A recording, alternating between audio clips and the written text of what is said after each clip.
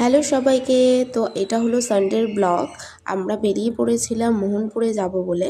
তো মধ্যিখানে আমরা এসে একটু খাওয়া দাওয়ার জন্য ব্রেক নিয়েছিলাম।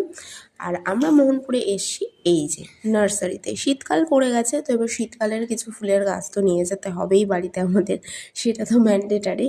তো যাই হোক, এখানে তো মানে দেখে মনে হচ্ছে স্বর্গে চলে এসেছি বোধহয়। এত ফুল আর এত সুন্দর গন্ধ ওখানটায়, ভীষণ ভীষণ ভালো একটা মন ভালো করার জায়গা। তো আমরা এই যে বেশ কিছু গাছ কিনে এনেছি। তো গুড মর্নিং সবাইকে। এই যে পুরো কুয়াশা হয়ে রয়েছে বাইরেটা, আর আমরা যা যা গাছ কিনে এনেছি দেখাচ্ছি। এই যে এটা হচ্ছে গাঁদা ফুলের গাছ। বললো এটি সারা বছরই নাকি হয়। আর এখানে আছে হচ্ছে গোলাপ গাছ। এটা হচ্ছে ওই এক একটা ডালের মধ্যে অনেকগুলো করে ছোট ছোট করে গোলাপ হবে, আপনারা কুঁড়িটা দেখলে বুঝতে পারবেন। এটা হচ্ছে আর একটা কালারের গোলাপ। আর এটা তো ন্যাচারালি আমরা যেরকম গোলাপ পছন্দ করি সেটা। এটা হলো ওই থোকো গাঁদা যেটা বলে আর কি, আর সেটা। এটা একটা চন্দ্রমল্লিকা। এটার হচ্ছে সিঙ্গেল পাপড়ির চন্দ্রমল্লিকা। আর এখানে আছে জোড়া পাপড়ির চন্দ্রমল্লিকা। আর এই আরেকটা কালারের চন্দ্রমল্লিকা।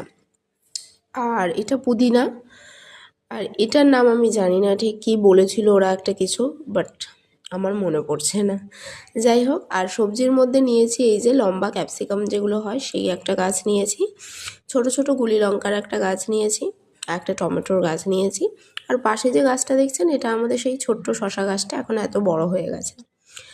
কালকে আসলে ব্লগটার কন্টিনিউ করা হয়নি, এত গাছ, এত টব মাটি সব মিলিয়ে হাত ভারী হয়ে গেছিলো, তো করতে পারিনি। ওই জন্য আজকে করলাম।